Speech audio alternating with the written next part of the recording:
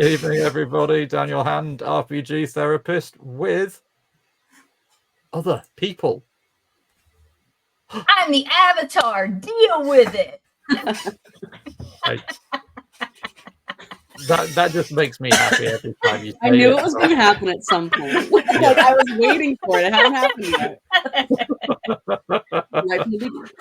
yet. Yes, as you can see, I am with three of my favorite RPG therapists in the world, and I will let them introduce themselves. Who wants to go first? Well, being the Avatar has already spoken, why don't we start with Cora, not Cora?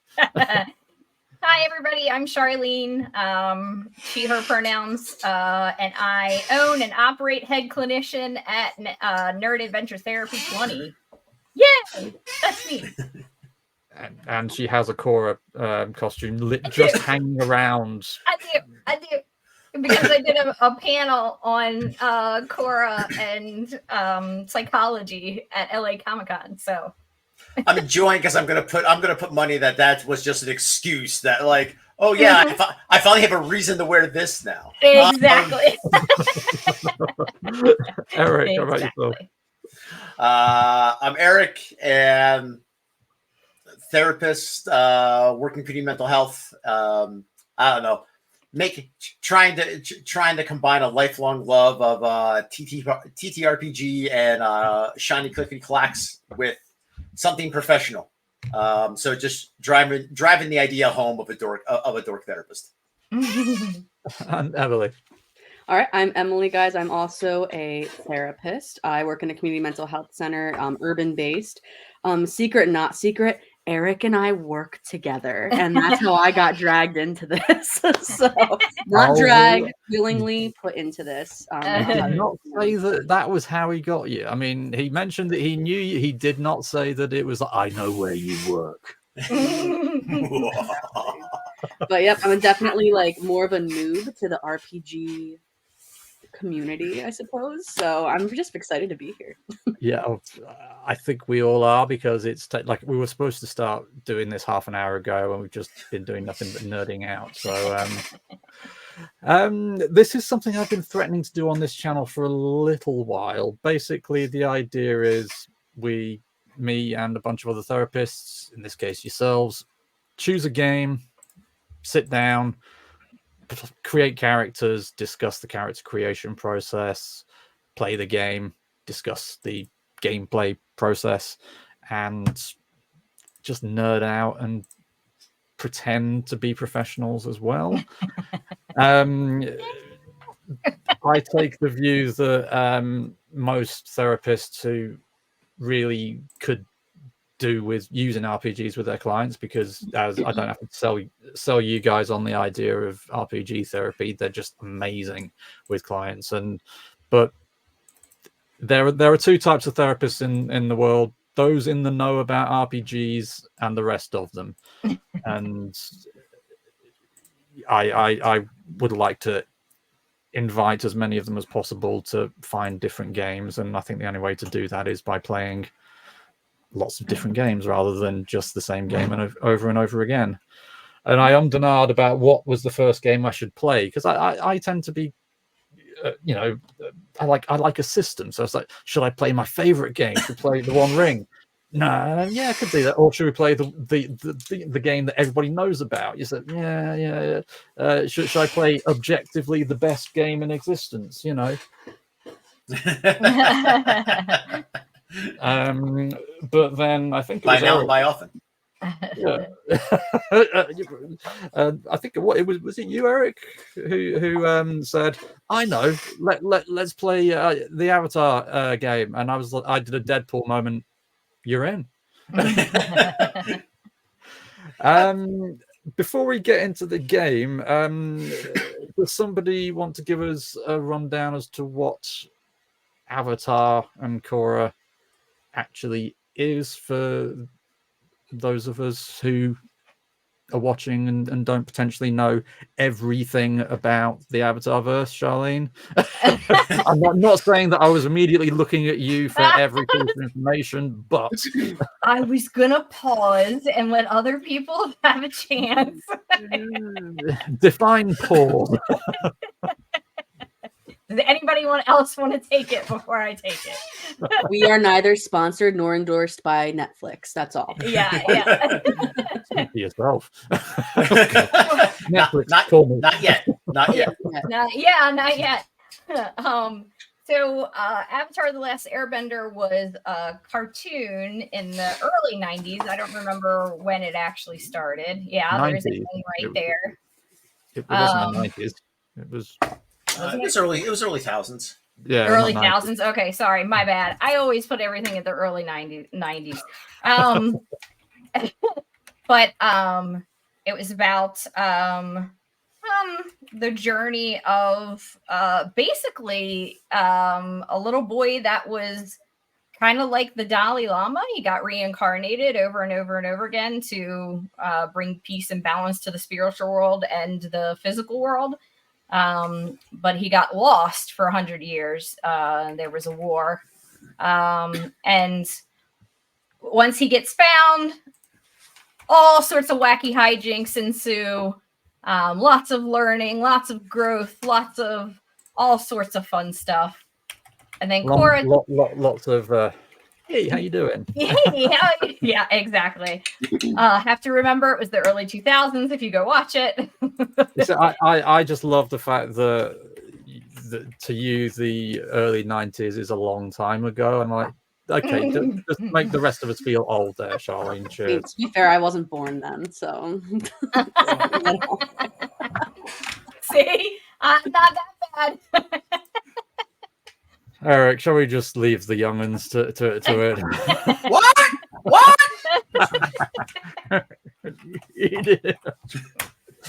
Sorry, I hurt Charlie. Go on. Yeah, no, you're fine. And then Korra, which as an adult, I came to Avatar late as an adult. So I love Avatar The Last Airbender. I love watching it. It's a kind of a comfort show for me. But Korra, I definitely identify a lot more with. Korra was the next reincarnation of the Avatar after Aang.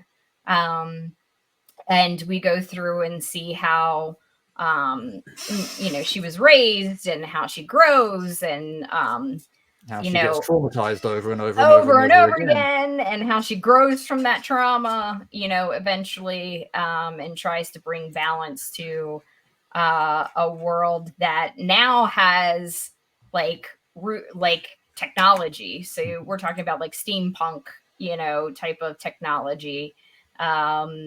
So it's a little bit more complicated than with Avatar The Last Airbender.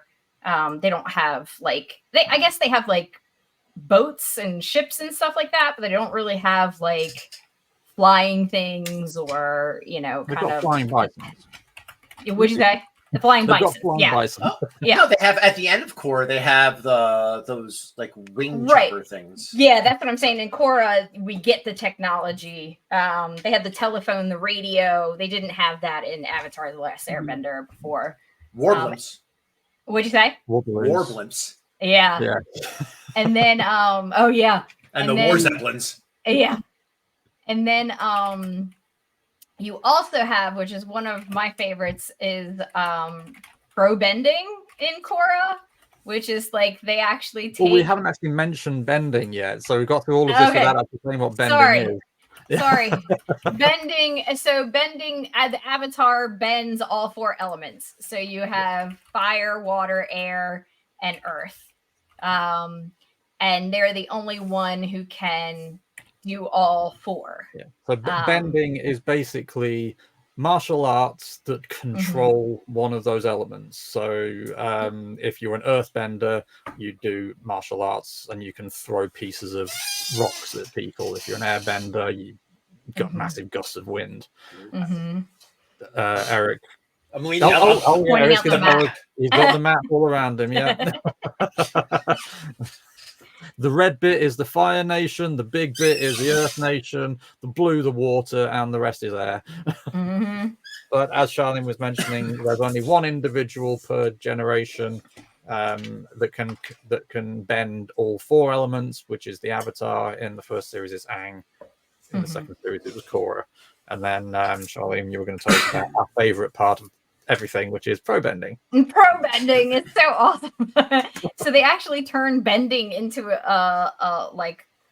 think of pro wrestling, only like using Competitive sport. a competitive sport. So and they have an announcer, and it's like a night. I love the announcer's voice, the 1920s radio voice. Yeah.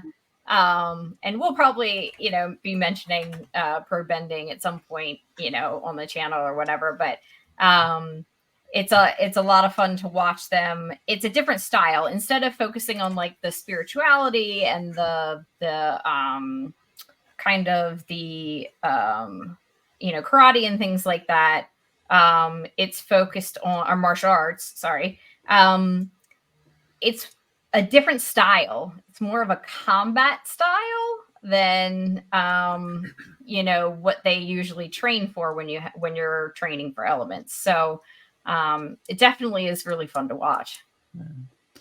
And one thing we should also point out, because I'll forget to do so otherwise, throughout Avatar: The Last Airbender, which was the first series, there was only one airbender in existence, him being the Avatar.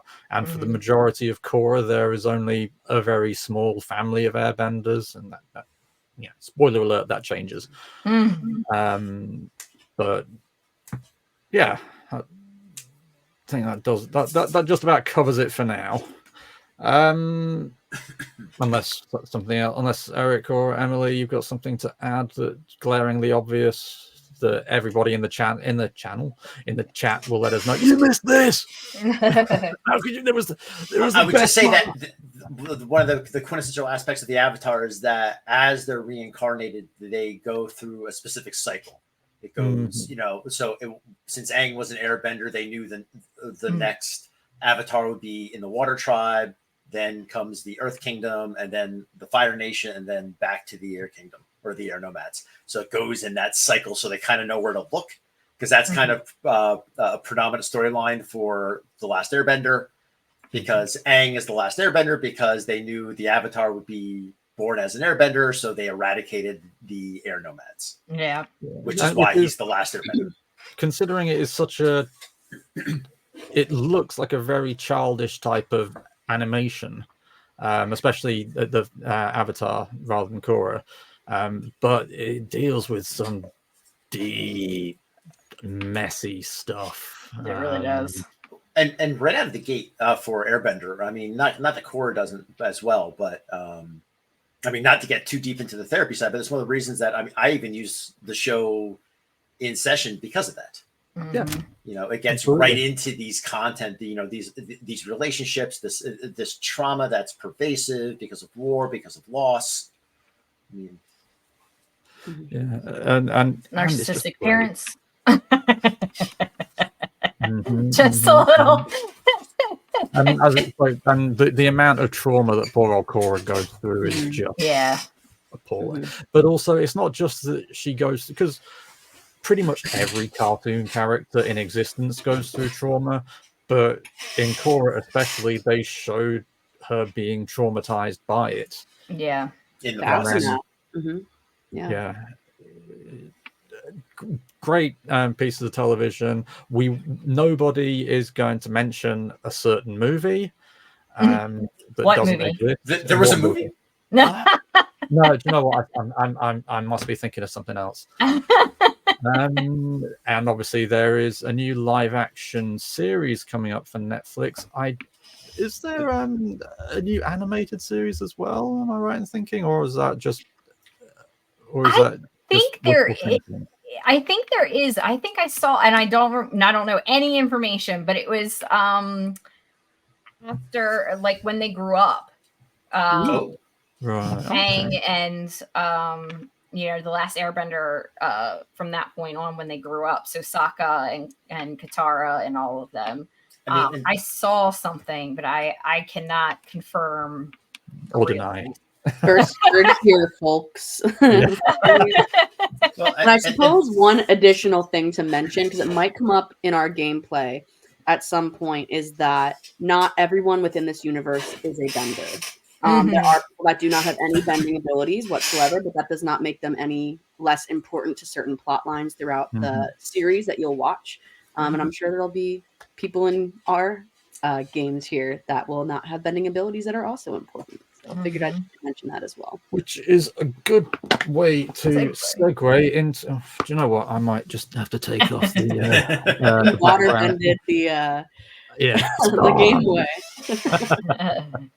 Virtual background. Let's just do it all right for now. So we are going to be looking specifically at the Avatar Legends starter sets. This is the core rule book, and there are other books. You've got Republic City, you've got Wang Shitong's Adventure Guide. Not that I splurge out on everything, obviously. And not that any of us are excited about that. There may be another one coming out. That's not a big deal. No, not at all. I didn't email the rest of you about it within 30 seconds of me getting that. I didn't, and I will fight anybody who says otherwise. So a lot of it's common practice amongst a lot of RPG companies these days to release a starter set which has really pared back rules on things like character creation, especially. Most RPGs, you create your character from scratch. Most starter sets just give you pre-made characters. We thought about doing character creation, and then I realized, oh no, I'm too tight to spend money on a starter set and then not use it. So no, we're using the pre-gen characters. But the starter set is gorgeous. It comes with it's got a map that Eric's got behind him. It's got just these are the pre-gen characters. The artwork. The paper is lovely and thick. You've got it smells great. It does. It smells really good.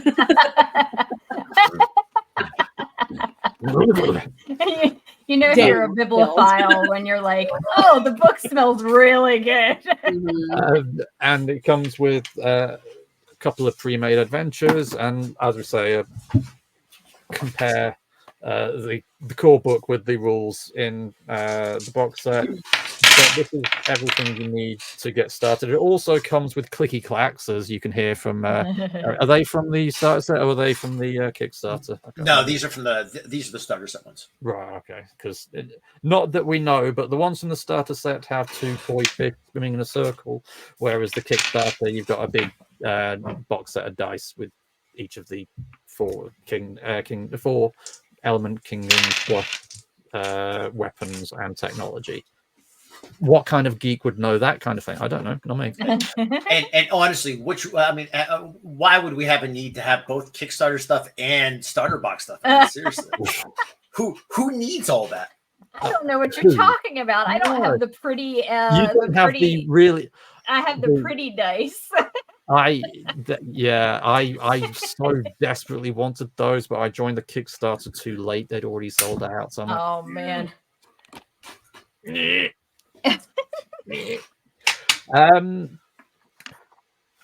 Eric made a good point just before we came online. So a lot of stuff you can choose to buy. If you don't want to buy, or you for various reasons you can't because of children. Economy. Economy. Whatever. It's only ever going to go up, surely. There is a free starter set with pre-written adventure on Drive-Thru RPG called, I've already forgotten it, Eric. Movers and Shakers. Movers and Shakers, that's the one. So just have a quick look, go to Drive-Thru, have a look through there. That has Movers and Shakers is basically this, but with some of this stuck onto it. So it's well worth. I mean, it's well worth downloading, even if you have got everything. But if you just want to dip the toe in, give it a try. Pop over. What are you giggling at now? Come on. I'm just laughing because not that any of us would have downloaded the free PDF that we didn't need. I mean, like, why? Yeah. Why would we bother? Then we got the Kickstarter, the starter set, and we downloaded the free thing. What are you talking Yeah, about? therapists make so much money. We just buy it all anyway. You know? Yeah. Yeah, you've got to stop. People are gonna think we're a bunch of nerds.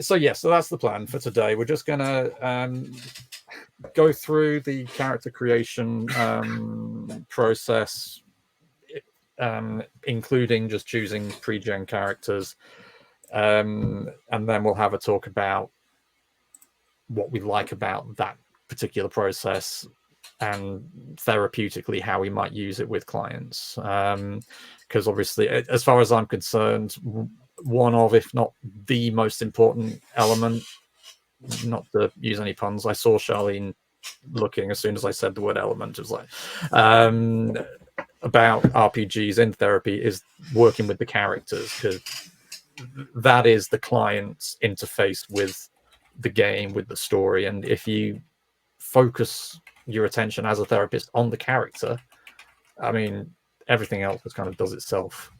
So I wanted specifically to have a look at the character creation process and what we like, what we don't like, what we'd use, what we might not use.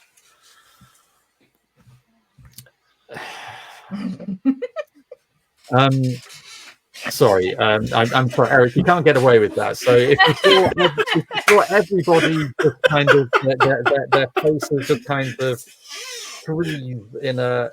Should I find this funny or shall I just bury my head? And so,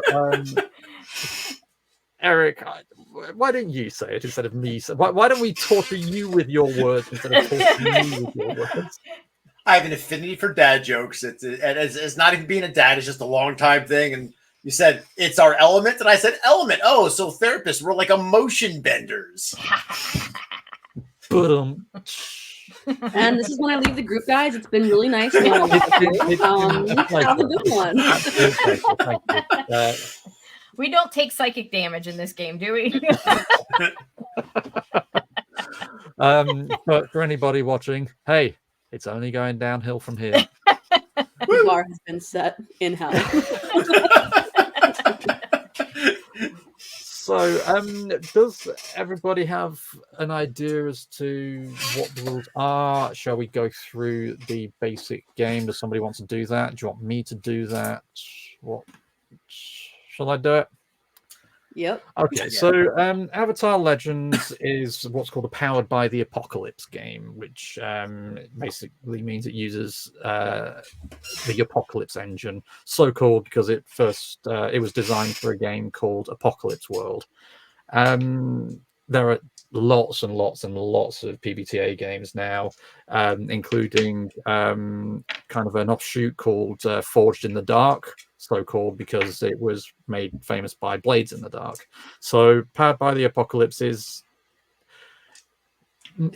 think it's coming close to being the second most known RPG system. I think it's kicked Pathfinder off the second slots. I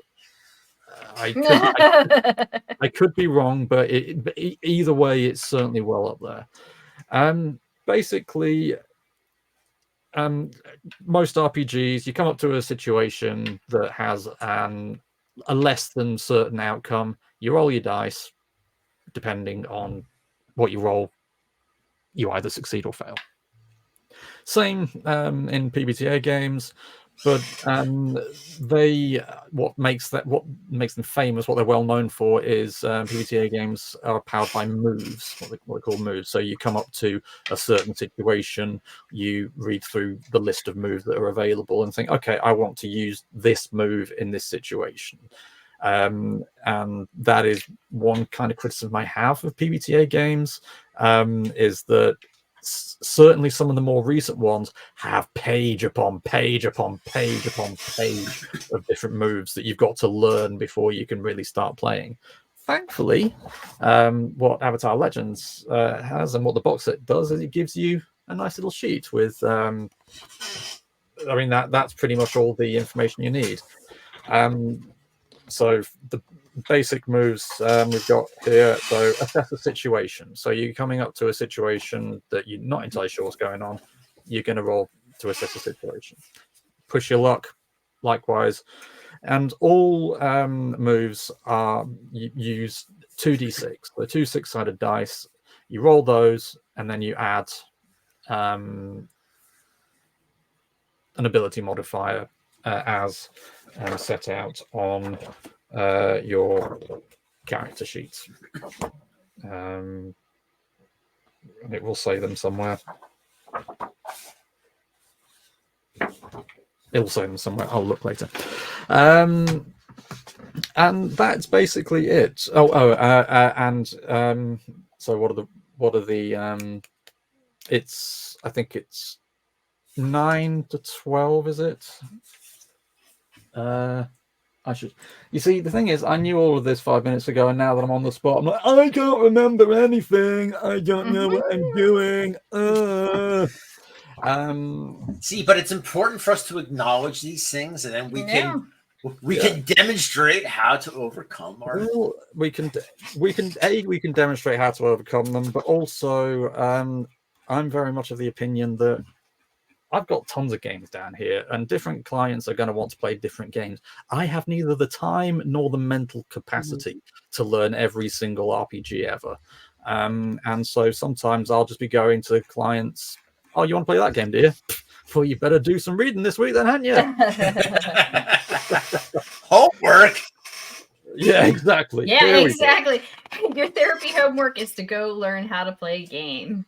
I love that homework. It's good homework. 10 plus, you get a strong hit. So basically, that is you want to do something, you do it. 7 to 9 is a weak hit. So you'll probably do what you want to do, but something will go wrong. And anything less than a 7 isn't necessarily a failure, but it just means that things haven't gone the way you want them to. So, I mean, it could be, I want to open this door. Okay, you rolled a 2, the door stays locked.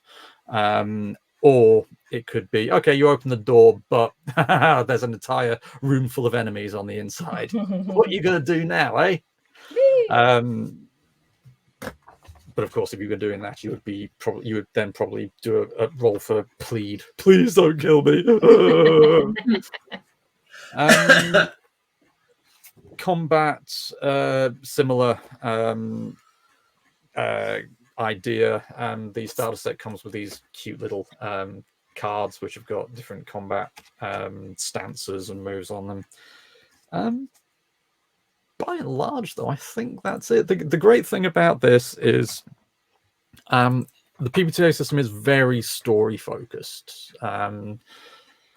As we'll see in a moment with the character creation, it's all about how characters relate to each other. It's more about backgrounds, emotions, outlooks, as opposed to stats, dice numbers, and what do I have to add to this die to get this result, and so that I can get advantage and then move on to the next. It's not the 2d20 system, basically. Is what we're saying. And if I missed anything, guys, almost certainly, but and even kind of going off of your point, Daniel, here of it being very story driven, emotion driven, even when we're choosing the era of which we choose to play. And so when I say we're choosing the era, it looks like we're choosing to be within a time of a certain avatar's lifespan. So we talked about Aang, the airbender. We can choose his era, and that has certain themes and motifs. Is that how you say it? Motifs? That are within it's how I'm saying it from now on, anyway. There we go. And then, we talked about Korra a little bit too, so we can go within her lifetime as well, and that addresses different kinds of themes and motifs as well. So I guess that's what a little bit of what we're doing today as well. So Absolutely, because it's so the Avatar. Because Eric should be telling us all about the Avatar, because Eric's not only seen all of the shows, he's also read all of the books, all of the. I haven't read all the books yet. I've read the Kyoshi books were awesome. I read those. I have the and I'm now just like you. There we go on the spot forgetting the character. I forgot the character's name as well. I was like, oh, you've got both. Because it was Korra before Korra was Aang, before Aang was Roku, before Roku was Kyoshi, before Kyoshi was Fire, right? No, the waterbender that was like the 30 or the guy who lasted like 20 years and got killed really fast. Spoilers. They don't have a story about him yet. But they've got the airbender before, and then it's the airbender before him that comes up actually that Aang talks to in book 3 of Avatar. But she has a double book series out that I haven't read that yet. But plus they did a huge run of after Avatar book 3 for the series of beautiful, same artists, same groups, just did comics. Yeah, the comics were amazing. I have the comics are gorgeous. Yeah. I mean, they're gorgeous, but also they feel just like a show. Yeah, they really do. Yeah, whether it's the comics, whether it's this, whether it's the material from Magpie, the artwork is consistent. It's beautiful. There's never a hiccup in content or story or crossover. It's awesome. Yeah. And actually, thanks for pointing that out, Emily, because I had forgotten that. Yes, you've got the Kyoshi era, the Roku era, the 100-Year War era. So basically, again, spoiler alert, Aang is born as an airbender, becomes the Avatar. The firebenders want to take over the world, so they're going to wipe out all of the airbenders in the hopes of getting rid of the Avatar. But then Aang disappears for 100 years, and during that time, there's a massive Earth-conquering war. So you can play the 100 Years War era. Then Aang returns. You can play that era, which is, I believe, the era for this game is actually after the series. So the war is over, and Aang has now got to rebuild the world. And then you get to play the Korra era, which is after the events of the series. Yes, and for now we'll talk about bending and stuff momentarily. So I would have completely forgotten that, Emily, so thank you, because that, oddly enough, that's pretty much the first thing we want to talk about now. If you're playing a basic game, you can choose from all of those eras. Because the starter set, again, more limited, got less of a choice, but frankly, they did more than they needed to, and they still gave you a choice. You can still choose between the Aang era and the Korra era. So, first chat of the day, guys, and before we actually choose characters per se, what era do we want to play? Do you want to play Aang or Korra? So Aang, as Charlene mentioned earlier, is a little more of your typically fantasy setting, a bit more Middle Ages level technology, whereas the Korra era, you've got things like cars. You've got a Gundam in a few episodes, for crying out loud. I mean, yep. It's not awesome. That Daniel's excited about that at all. Yeah. Max. And looking at the booklet that's in the starter set, when it comes to like the themes that are within both, in the Aang era, we're looking at healing the world after tragedy and helping to push it into a brighter future. In the Korra era, we're looking at dealing with the repercussions of imperialism and playing in a modernized era, much like you're saying. So choosing, I guess, maybe that being part of our choice process, I should say, might be part of how you start the game out. I'm all about fighting some imperialism, man. So, are you saying that you would have a preference for the Korra era? Really? I just wasn't. I find that hard to believe. Really hard to believe. I mean, yeah, I can go either way. But I can go either way. But yeah, but you say you're all about destroying imperialism. Come on, you're talking to a Brit here, you know. I wasn't gonna say it out loud, but it was in my mind. There is nothing wrong with the Empire. Come on, the Empire. Apart from the sanitation, the medicine, education, the wine, public order, the roads, irrigation, the fresh water system, public health, what have the British done for us? Sorry. I'm not sorry. Why did I say I'm sorry? Yeah, so playing the anger, if you want to. Yeah, So. I mean, I think though, like if we're going for like the therapeutic, I think maybe the Aang arrow would be really good too, because if you're like healing and pushing it into a brighter future. Yeah. But at the same time, pro bending.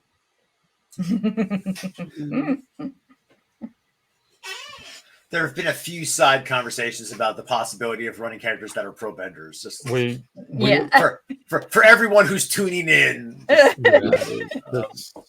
again, not to jump too far into the future chat we're going to be having of how to use this therapeutically, but this is something you could, so mold, I suppose, for lack of better words. I can't think of the one I'm actually wanting here, but like choosing the era based off of like a client's needs. Yeah. So what is their theme that you're seeing with it, what they're bringing to you in therapy, and then basing it off that. So we're just doing this for fun, though. But that is a huge element of it, because RPGs are fun, and because of that, if you're playing an RPG with a client, the session becomes less something to be feared and more something to be, oh my god, yeah, we're going to break into that prison this week. As opposed to, oh god, I'm going to be sat in a room, they're going to ask me how I feel and everything. Like this is how I feel. This is... Yeah, I touch things, but how I really feel is I punch it. It never happens. Never in a million years. So Charlene has tentatively said first Cora and then heal, because we should do Aang because of healing. Doesn't that about Eric and Emily? Because this is just fun and we can talk about it either way. So just because for myself, I've definitely watched Avatar: The Last Airbender more than Korra. I've watched both, but I've rewatched the one with Aang more often. And I feel like a lot of people have probably watched the first one, which is Avatar: The Last Airbender, rather than Korra. So I wonder if it would be more accessible just doing the Aang era. What I will say, though, it just occurs to me that if you want to play an airbender, it would have to be Korra, because there are no airbenders in the Do I seem like an airbender to you, Daniel? You have the sky behind you. That has air in it. I'm insulted. I'm a little insulted. Now, just kidding. The old school TTRPGer in me is going, yes, but PCs are always about the exception. Yeah, okay, but there aren't any airbenders in the Aang era pre-gens. I can only give you so much here. Okay, so we're thinking Aang. Yeah. Okay. In which case, let me just divide them up. So we have... So that's the first step. Should be noted. So I am actually... So for this part, I am working through the information in the main book. This isn't actually outlined in as much detail in the starter set, but for conversation purposes, I thought it would be cool to work through it properly. So we've chosen an error. Next step is to choose a scope. Just reading from the book. Now that you know when your game takes place, it's time to decide where it takes place. This scope of your game measures how much of the 4 nations you expect to explore over the course of play. Are you interested in having every episode or play session take place somewhere new, or would you rather zoom in on just one location and explore its resident struggles? Using your error as a guide, pick up a scope for your game and describe it on the campaign creation worksheet, which again isn't in the start set, it's the back of the book. If you're doing one of the gen adventures, that kind of thing has already been kind of decided for you, but it's worth having that included as part of the conversation. Given the choice, would you prefer to be in a single location? Would you want to travel around, see everywhere, get to know everybody in a local village, or get to know disparate people across the world? How about from a clarity standpoint? Are we talking Aang era or 100 Years War era? Are we talking when Aang's reemerged and there's the story of the avatars around and Aang has reestablished? Or are we talking 100 Years War era? No, so this is the Aang era. This is after the events of the first series. Okay. So the Fire Nation, spoiler alert, has been defeated, and it's trying to has been chilled out and sent home. Chilled out, indeed. Yes, and Zuko is nothing if not chill. Let's face it. He's busy making hot leaf juice. Indeed. He's figuring it out. I mean, is that not the whole theme of the new book? Is it's all about Iroh finding a tea plantation or something like that, isn't it? Yeah, isn't like Iroh's Jasmine Island or something? Yeah, something like that. Yeah. which I am in two minds about, because hang on, this guy is a war criminal, right? Yeah. Yeah. It's Uncle Iroh. But yeah, so officially we have it kind of set down, but again, this is the kind of conversation we'd have with clients, so we might as well have it here. What would people's preferences be? Obviously, if it was one-on-one, one client says what they'd want to do and we'd go with that. But if you're doing a group session with clients, obviously you've got to agree, you've got to discuss, you've got to compromise, negotiate, all the nasty words. So yeah, over to you. I mean, I'm leaning to the side to allow the map to show, because I'm thinking from like a geographic standpoint. If we did something that was more on the coast, like Earth Nation, on closer to the coast with the Fire Nation, that gives a reasonable access of why anyone would be there. Whether you're playing Fire Nation, Earth Nation, if you're playing Water Tribe, and obviously it gives access to any kind of anyone doing weaponry or our mechanics, people doing mech stuff, even in Aang era. Is that just reserved for class? Just reserved for core, right? Yeah. Well, like you said, the war balloons and stuff like that. Yeah, I think. I mean, there aren't any tech people in the Aang era. No, there aren't. But then again, there aren't any weapon ones either. But I mean, especially again, if we're focusing on benders, I think it gives an easy access to why. I mean, because that part of the or of the Earth Nation was heavily colonized, so you're gonna have a lot of firebenders there anyway. Well, that was actually, side note, one of the storylines in one of the comics, actually, wasn't it? It was a colony of a firebending colony was up in arms because they didn't want to leave or something like that, I think. I can't remember. 100-Year War, they've been there for a while. Yeah, absolutely. Okay, so, but again, in terms of scale, are we looking to keep it quite localized, or would we prefer to have one, if we think of it in terms of an episodic structure, one episode in the Fire Kingdom, then an episode on Kyoshi Island, then an episode in the Earth Kingdoms? And would you want it hopping from place to place, or would you want to keep it, all in Ba Sing Se, for example? And again, I'm happy jumping around. I'm open to both, but I think it'd be fun to kind of jump around and have our characters in very different settings. Maybe how they react and things like that.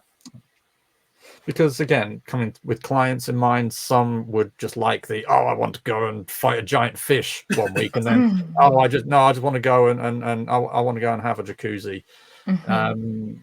Amen. Whereas some would prefer just to get to know the locals, build relationships with other NPCs, and spend their time having tea in Uncle Iroh's shop. Got it out eventually.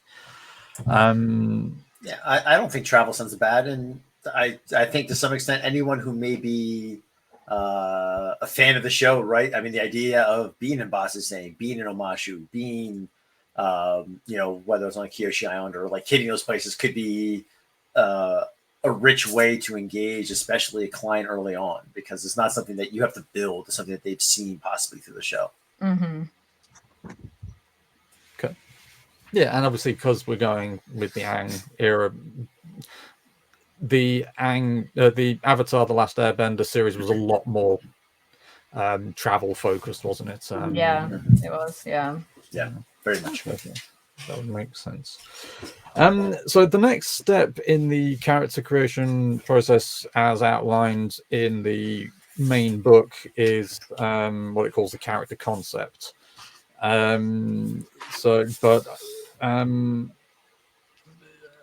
That is more of a when you can make up whatever you want, and okay, I want to have this kind of character, and then you go down that route. Whereas obviously today we're just chicking. We're choosing chicken. What was I? You're hungry. Chicken. Chicken. Yeah. Chicken. Well, everybody's heard about the bird. I did not just do that, and I will deny it if it ever gets out. I'm now singing that song a la the movie Back to the Beach with Pee Wee Herman, just so you know. That's what's going on. Is there any other way?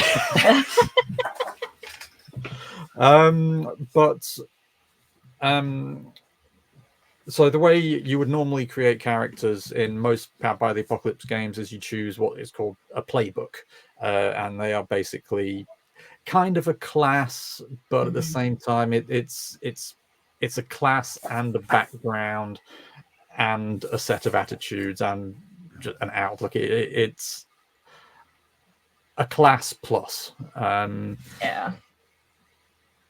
But and for you've got the rogue, you've got the guardian, you've got the successor, you have the icon and the adamant. As part of the character creation process, you'd choose one of those playbooks, and you'd also choose a specialty. So you could have one of the 4 bending techniques, or you could be a weapon expert or a technologist, or whatever the phrase for that is. Yeah, technology. But again, because we're just sticking with these particular characters, now's the time really just to have a look through and go with what you want to go with. We know who Charlene's going for, so unless anybody really wants to be an earthbending icon, and we'll let you fight it out.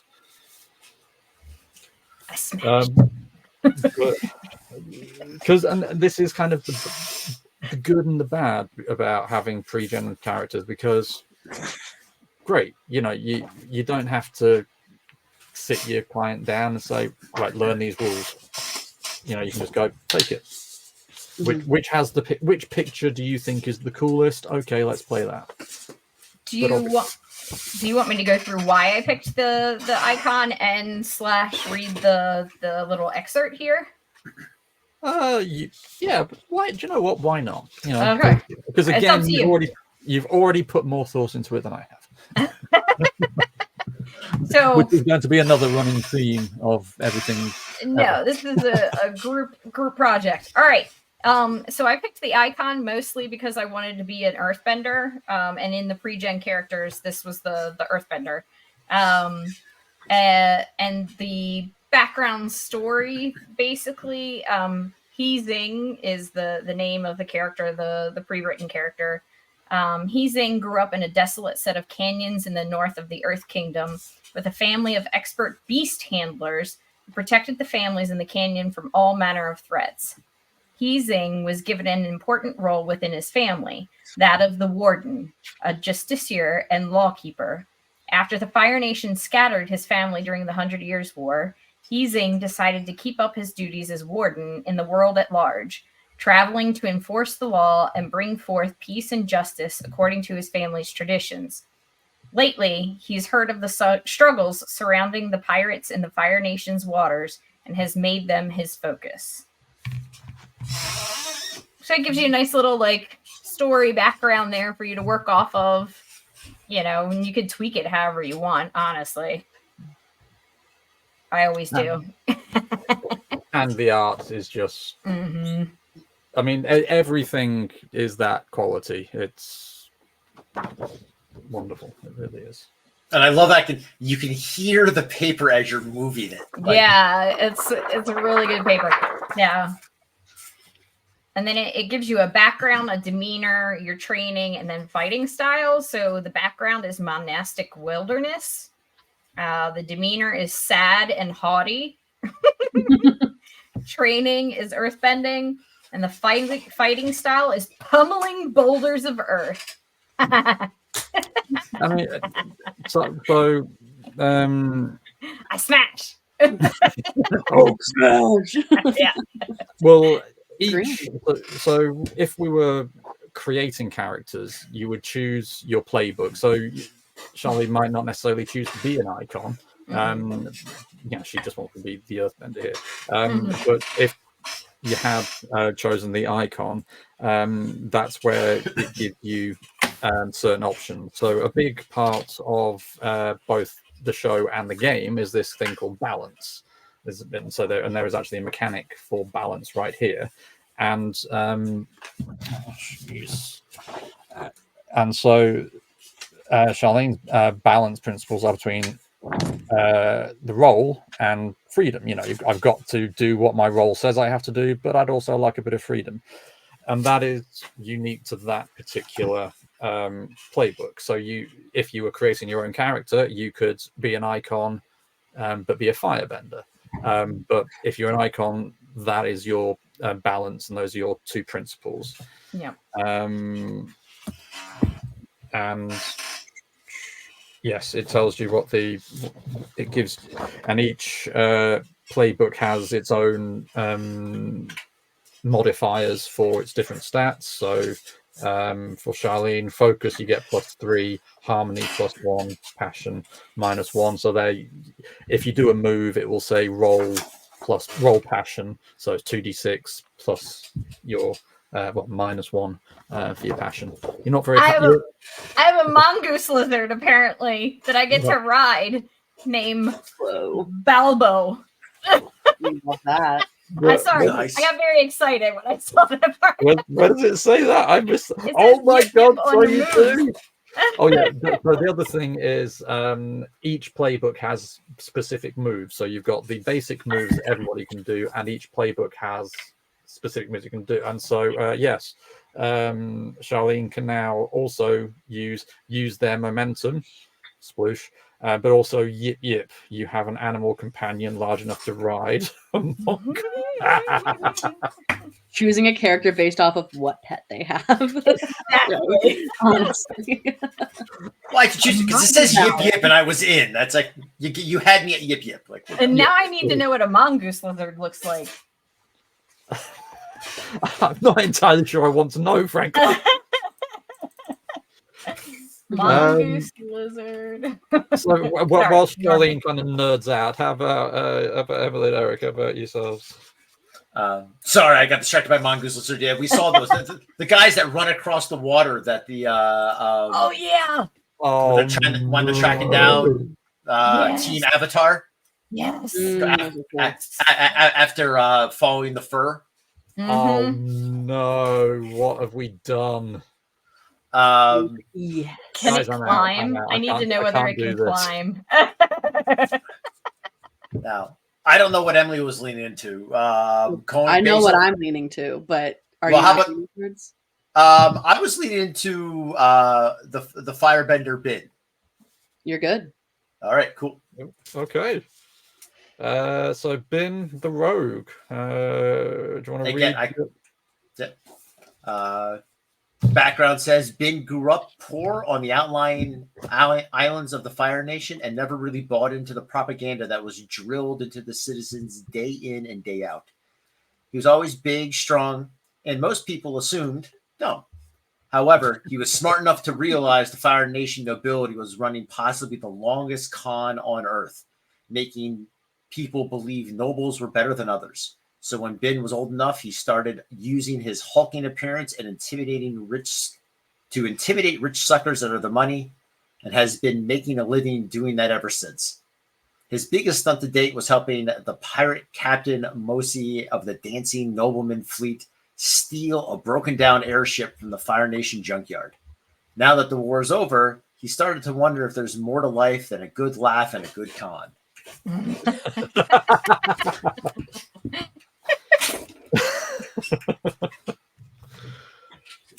I love for bad habits. He is I was just looking at that. Oh my god, I love that so much. Trespassing, daredevil stunts, charming in quotes, insults of dangerous people, and cons.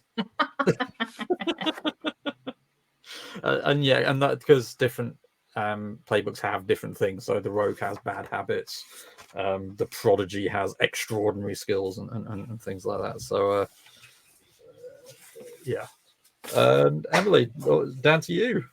Alrighty, so I was between two, and Eric's choice made me choose something that I thought I wasn't going to. So I wanted to kind of make sure that we had each nation represented.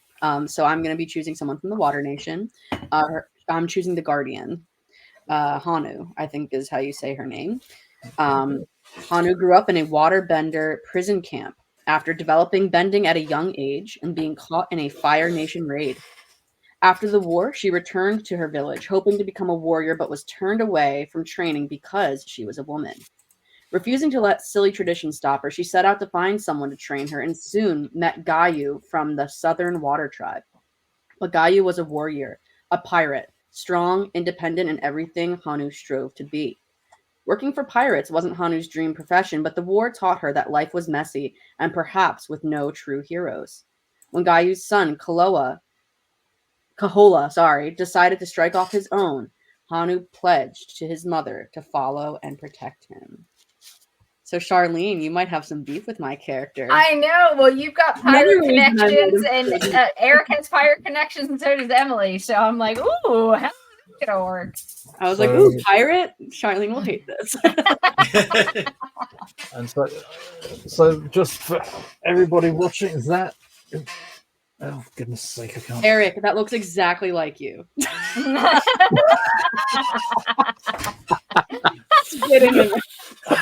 Ironically enough, my character's the one that's supposed to have the charming insults. I'm just putting that out there. Stay in character. Come on. I should shut up.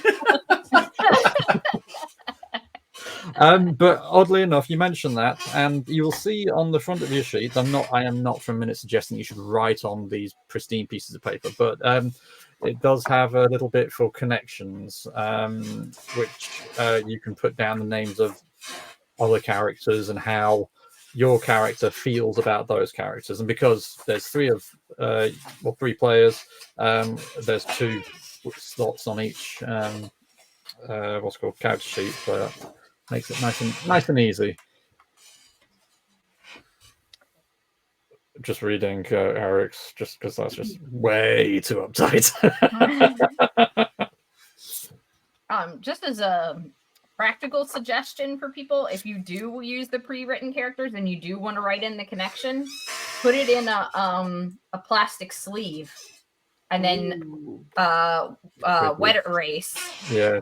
On top of the plastic sleeve, so you don't have to write on your thing. Or just so a piece of paper. Yeah. I would have never thought of that. I've been like, oh, I guess I'll have to write in pencil and erase over and over again. No, yeah, you just use, and that's why I said wet erase, because dry erase comes off too easy. If you do wet erase, it has to be wet to come off. Well, or dry erase, it comes off too easy, or you leave it too long and then it never comes off, no matter how hard. Just scribble over it and wipe it off. It's fine.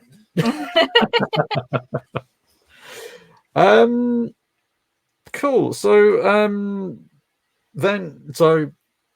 that's in real terms, that's pretty much it for creating characters from the starter set. But again, just doing a bit more from the core rulebook. Again, some of this might have to be retconned depending on what the adventure says, because I haven't actually read the adventure because I wasn't sure which one we're choosing. But there's a group focus, which is with your era and scope determined, you need to establish the reason your group sticks together with the group focus. As well, and there's also outlining the inciting incident, which is how you got together as a group anyway. So probably be sensible to merge them together, being as we have the characters already. So guys, why did the rogue, the icon, and the guardian, how did they meet? Why did they start working together? And why haven't they murdered each other yet? So a rogue, an icon, and a guardian walk into a bar. It's right there. We told you it was all going to go downhill. All downhill. Now, looking at my first thought is just saying, so Bin's from an outlying island in the Fire Nation. Hanu, as a Water Tribe member, was raised in one of the Water Tribe camps during the war. Yeah. So that in reality, that puts likely Hanu, if not in the Earth, probably in the Earth Kingdom. I would imagine. I can't imagine that the Fire Nation would do that, would build that on Fire Nation property, given the size of the Earth Kingdom. So keep in mind, though, with Hanu, she's working for pirates, and there's pirate activity in Fire Nation waters. She's also following around that sun, so she could kind of be wherever, because pirates kind of go everywhere. And I was going to say that I think like, I'll just be around wherever you guys are, because I'm following this freaking kid. And I'm wondering if, like, you and I, like, if there's that pirate overlap, because it doesn't necessarily say what pirates you're working with, does it? Let me give me 1 second. Southern Southern Water Tribe pirates, it looks like. Yeah. Gayu is from the Southern Water Tribe, a warrior and a pirate. So, okay. So, I mean, even if there's, even if maybe Bin, while working with what was the pirate Captain Mosai of the Dancing Nobleman Fleet, right? Maybe you and I cross paths and something. I'm just how do we tie in? Well, I can read you a little bit about that if you like. The Dancing Nobleman Fleet is a group of different small boats who raided the waters together, united and led by Captain Mosai. Unlike the other pirates of the islands, who have often stuck to straight-up piracy, many members of the Dancing Nobleman Fleet performed acts of rebellion and even charity to those who had less than them, earning them the status of folk heroes during the war. And there's a lot more, but that'll do for now. Yeah. So I wonder too, like, one of my roles is to overthrow tyrants, and providing aid to the downtrodden. So, like, if you're like trying to fight and rebel or whatever against the bad lord or whatever, the one that's not supposed to be there, or the one that's oppressing people, then I might be involved in that. I had a random idea that I wholeheartedly stole from an unnamed television series that I will not mention. If we're talking, I mean, Aang era, if we're looking soon after the close of the 100-Year War, and with the innumerable Fire Nation colonies in the Earth Kingdom, it's likely that some of those Earth Nation colonies, and more importantly, the noblemen or military attaches attached to them, some of them are probably unwilling to give up their power, their control. Yeah. And I think that may connect all three of us. One person working directly with pirates, one person going, what the heck, let's cause chaos. And one person being like, fighting for the downtrodden. Yeah, you're supposed to give up the power. Yeah. And I'm like, hey, can we push this over? Sweet. I'm the cat of the group that just walks around knocking things off tables.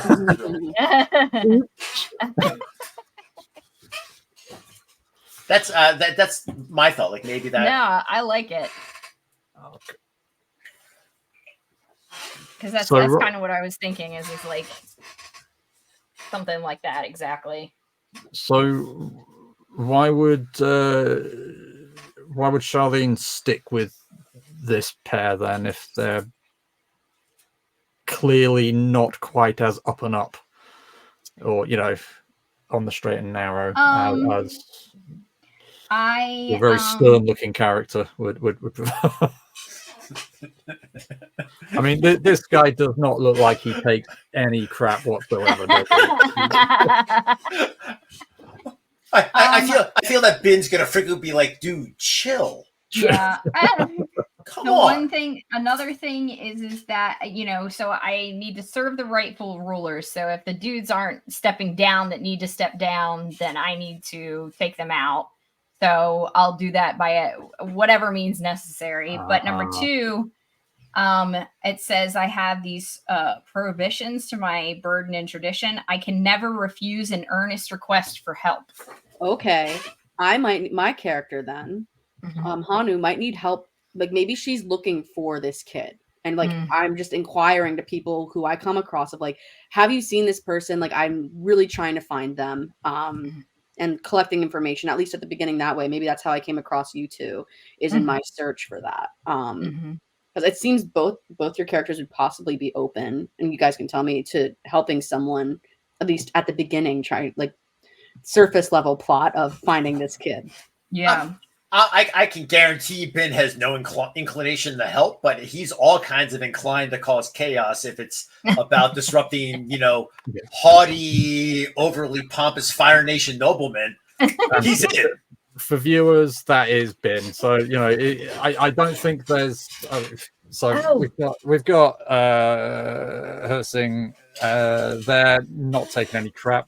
Ben, on the other hand, is like, oh, did I do that? I could also, I can have information about. Go ahead. Hanu just looks a lot. You've got the full gamut there. She looks nice and straight. You've got the complete chaos, complete law and order, and it's like, yeah, do you know what? Things change. The situation isn't always as I would like it to be. Maybe I have information like when you ask me for help, maybe I know that kid is in that Fire Nation. Yeah, like in a camp or something. Stronghold. Yeah, that'd be great. Okay. I totally have this like in my head. I imagine like we're at some. Like, I can only imagine that since you're with a pirate group and I'm probably like pirate adjacent, just kind of hanging out post-war, trying to cause chaos and having a little bit of a good time. Because since the war ended and the Fire Nation is not much fun to pick at, there's all these ex-Fire Nation people that like, hey, they're fun to mess around with. And I can imagine like the two of you chatting, like, that whole like meeting area, someplace semi-common. And just been kind of sitting there, just hearing all like out of the corners. You're like, oh, this sounds like people that are gonna create some havoc. Like, hey, like, who are you messing with? Like that barrel looks like it goes boom. So I hear I've got the spark. So I hear you're looking to piss some people off. Perchance are they firemen nobles? Because let me tell you, I may be your guy. Like. That's in my head. That's how this is playing out. Yeah. Okay. Are we in the tea shop? Instead of the tavern, we're in the tea shop. So ask the Brit. Sorry. I'll have you know I haven't had a cup of tea in at least an hour and 8 minutes. We're so proud of you. Ben's definitely gonna be a tea connoisseur. He's like, I haven't had tea this bad since Ba Sing Se. What the? This is horrible. So I'm I'm not a huge fan of the man because he problematic individuals in many ways in his personal life, should I say. But the author John le Carre, well known for lots of spy stories. Tinker Tailor Soldier Spy is probably his most famous one. But he used to be a teacher in a posh boys' school, and one of the anecdotes he often used to tell was that he used to have tea with boys every now and again, just like a reward and stuff. And he heard a couple of boys talking about it. So one boy goes up to this kid who's just had tea with John le Carre, say, "What was it like?" And the kid said, "Oh, you know what it's like. Milk first and Indian." And it's anyway, moving on. So from what I'm hearing, so Hanu, Emily's character, is on the run around after this kid, needs help, so asks Hurt Singh, Charlene's character, who is inclined to say yes because likes to help, and Bin, Eric's character, thought, "Ooh, shiny." Sounds like you all could use some chaos. So we're at like a Fire Nation, like past town, or like where are we again? I don't know if we're in a Fire Nation. I mean, we could just be somewhere adjacent, because I would assuming if you're there passively and I'm there passively, it's probably someplace that's not against pirates being and pirates who were war heroes or instrumental in fighting against the Fire Nation. We're probably someplace that's friendly to that. Okay. But I think it may be again we're talking about traveling, and maybe this takes us to whether we follow a trail to we end up at that at that place. Mm-hmm. I mean, because it's unlikely. I mean, I don't know if it's a town, if it's more of like a small prefect area. I mean, and not being the GM, we don't have to make those decisions. And then and that maybe I'm also like looking around to recruit, you know what I mean, some help for this kind of mission that I'm on to take care of these Fire Nation guys that are not getting out. And I'd rather do legitimate people, but sometimes the the pirates and the rogues do better. Hey, you might not even know that we're a pirate. Like I'm a pirate. Yeah. I may not. I'm looking for a boy. Yeah. Hey, nothing fights fire like fire. All right. Yeah. Exactly. And okay, so anybody want to add anything? Because otherwise, to me, that sounds like great. Start up. First scene material, and then stuff would get started. Because in terms of character generation, that's pretty much everything. We've obviously for us, it's been a case of choose character, figure out how you know each other.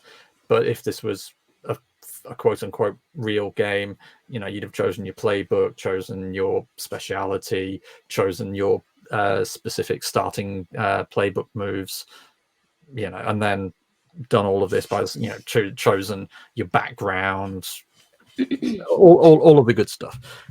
But again, type Brit, I paid money for these pre-generated characters. I don't want them.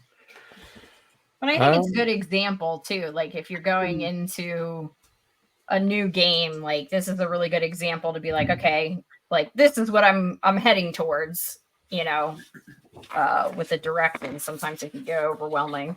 Well, and it lets you focus more on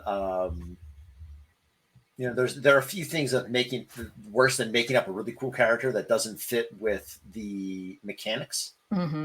Yeah. And I mean, not only have I not played this game before, I've never even played this system before. So as much as the character generation person that's in me loves making PCs, sometimes playing a pre-gen is great because it just makes learning the system that much easier. Yeah. And there are some clients who come along who are just you say, "John, a create character." I don't know. What kind of character would you like to be? You know, Yeah. and so you can just go, well, which of these pictures do you like the look of? There you go. Yep. You can show them. Exactly. So we will probably leave off the actual play. Not saying that we've taken longer than I thought this entire conversation was. Did Bug ramble?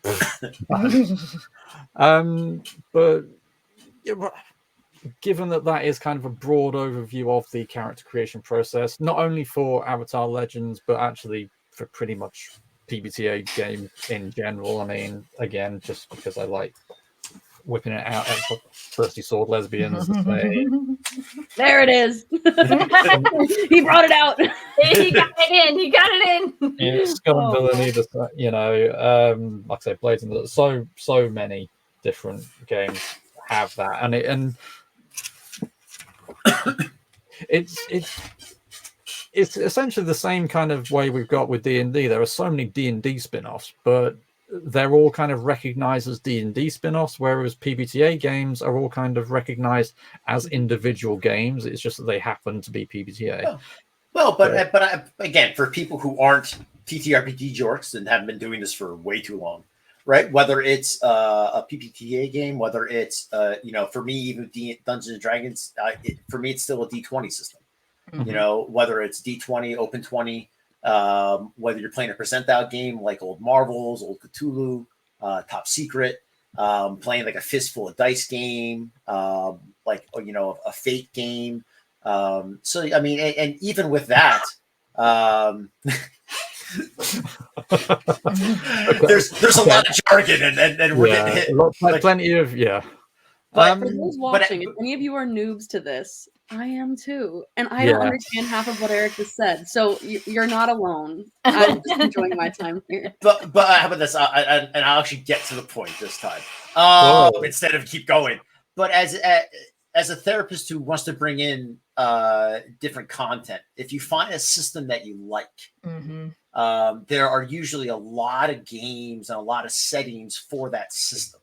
So it's not like you're stuck to a specific game. If you like Dungeons and Dragons, great. There's a lot of games that use that system. If you like Avatar, there's a lot of games that use this system. So you don't have to learn the basics every time. You're just learning how that game is using that system. Yeah. So it makes jumping games and finding things that are client relevant that much easier. Well, that good question to ask on the back of that then. Who would we use this game with? I mean, we'll talk about the actual character creation process, what we're like, but I mean, just from what we've done so far, if you had what kind of character, what kind of clients came to you and you go, right, probably be good if we picked up Avatar Legends. I mean, the obvious one is somebody said, do you know what, I want to play a Firebender. I said facetious, but there was a time where so many clients wanted to play Firebenders, and you know, I'm just like, okay, fine, we'll play a Firebender. Since I bought Avatar Legends, not one has come up saying Well, and I will tell you that as someone who we mentioned that this game as a Kickstarter. You know, unfortunately, this Kickstarter came out like right when the pandemic was hitting, so it got delayed a lot. But what drew me to it was from a therapeutic perspective, honestly, out of the gate, not just being an Avatar dork, but you know, as someone who's grown up playing a lot of these games where you resolve pretty much everything through combat. It's last man standing, last person standing. I like the perspective that with this game, even when combat occurs, combat's not meant to resolve. Combat's, you know, it's about the goal is the intentional goal is to avoid combat or to use combat as an opening to get out, right? And managing those concepts versus just, you know, like, you know, whether it's a lot of video games or a lot of TTRPGs where, you know, like, what do you do if I see it, I kill it. So the requirement murder hobo this situation. So the requirement for whoever's running the PC to be a little bit more skilled in very much emotional deployment. And that's what I really like about, again, PBTA games in general, but here specifically, because one of the first things you had to do on your character sheet was how you feel about the other characters, you know, which is just automatically that sets up a relationship. And as therapists, we all know relationships make the therapy. Mm-hmm. And this just gives us tools to create those relationships that we can now, you know, so Honu and Bin, they talk. It's like, well, okay, how does Honu feel about this situation? Bin's just set fire to somebody, you know, how's she feeling about that? Okay, anything we can learn from that? How would you feel about the situation if you were there, apart from, you know, it not being a cartoon, and so it'd be kind of a bit more horrific than my cabbages. And one thing that I found too, just with RPGs in general, is if we look at like process groups that are run by therapists and things like that, one of the draws to them is that you can theoretically try out different behaviors within your process group.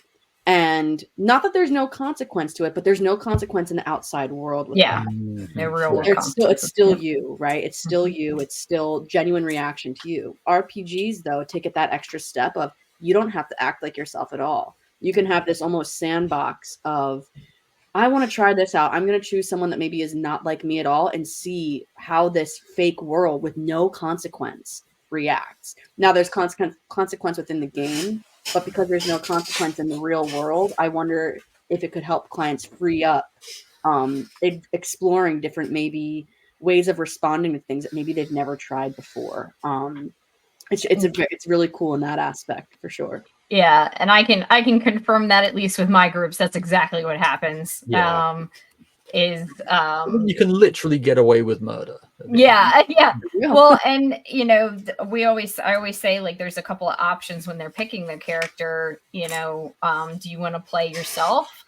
Do you want to play your ideal self? Do you want to play the opposite of you, whatever that is? Yeah. And so, you know, it all depends on what that person wants at the time. But I think these pre-gen characters also give you that kind of option. Like, I was just thinking, like, with the he's called the icon, right? He seems pretty rigid. Like, he's not going to, you know, be flexible on a lot of things, you know, that type of stuff. So if I had somebody who needed to work on flexibility, I would throw them into this situation where this idealist has to work with two pirates. You know what I mean? Like, that's a perfect way to kind of challenge that. Okay, well, now you're in this morally gray situation. You have to be flexible. You know, to get your mission done, you have to be flexible. What are you going to do?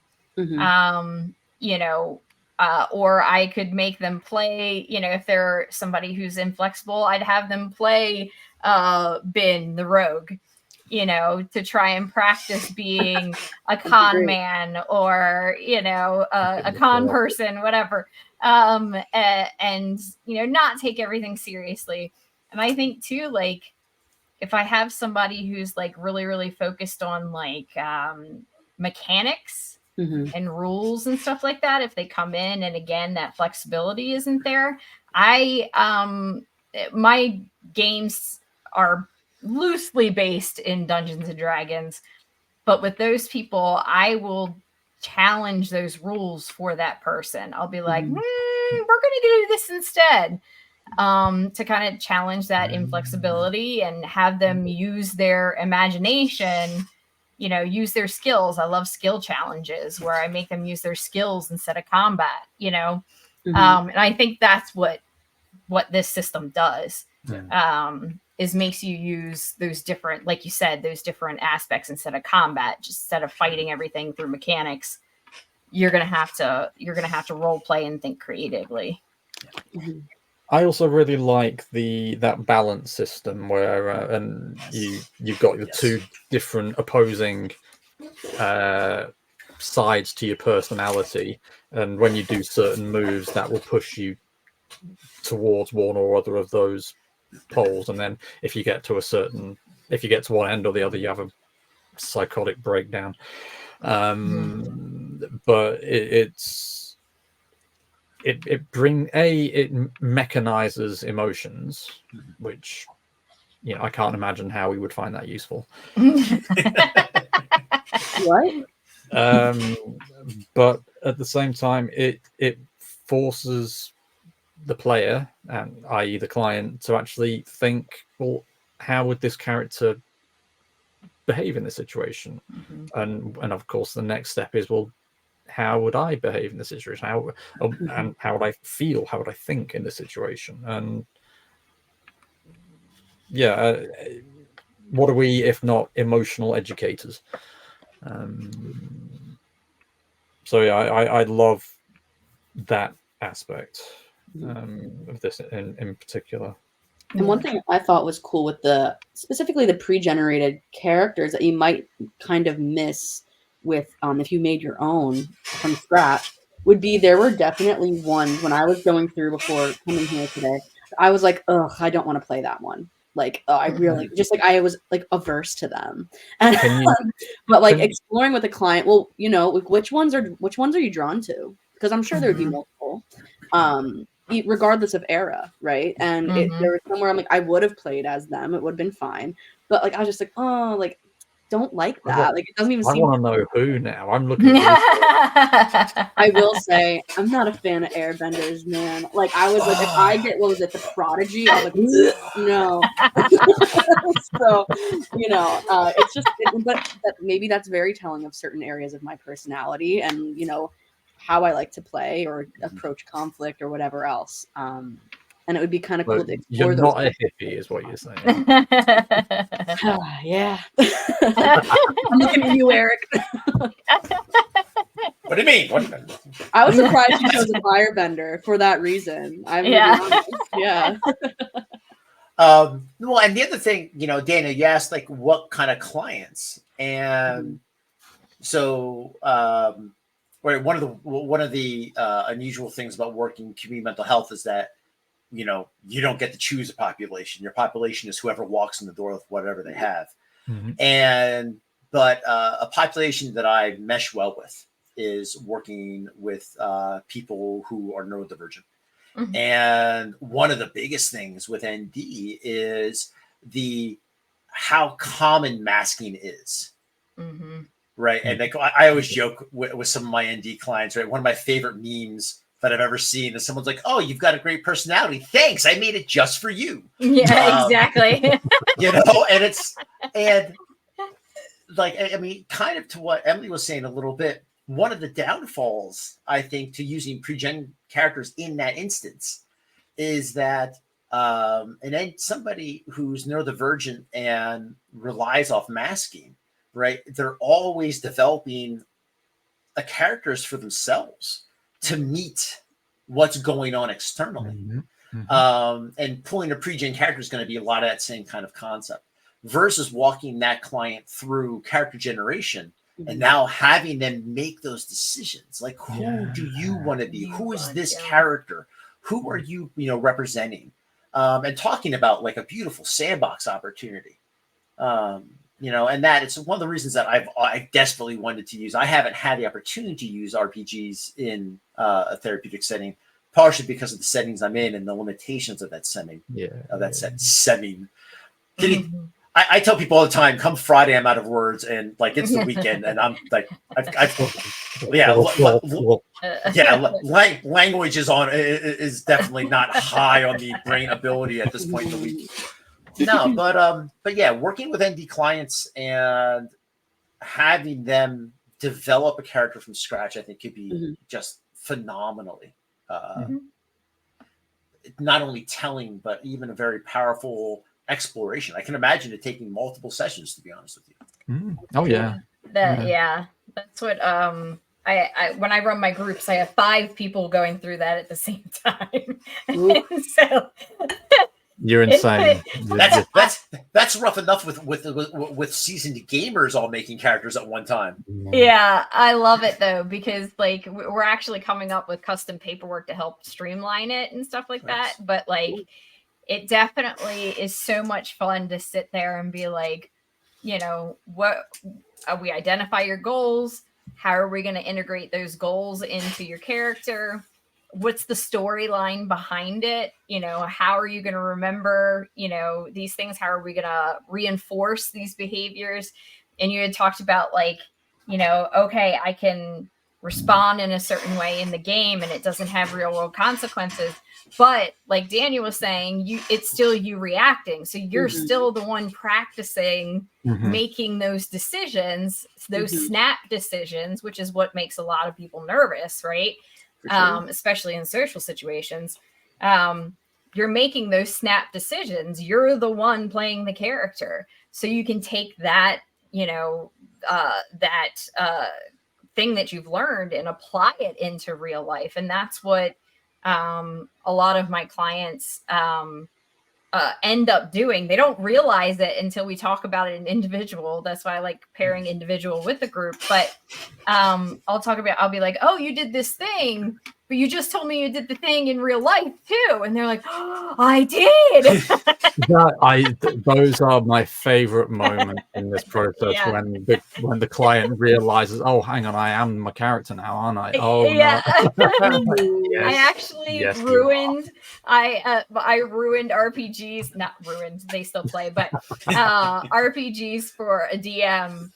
They are a long-term DM, and every character that they make for a new game, they tell me now in individual therapy they're not in the group anymore, but they're like, oh no, Charlene, I know exactly what you're going to say about this character. I didn't say anything. Yeah. Would I?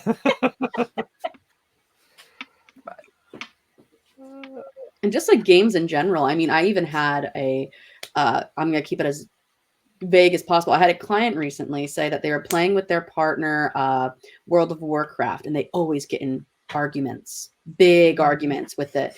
And their partner was reflecting back to them. I'm sorry, World of Warcraft causing arguments between people. Wow, now I've heard everything. And you know, the client's saying like, you know, it's only when we play that, but then my partner is saying it's much bigger. Our arguments are much bigger than just War of Warcraft.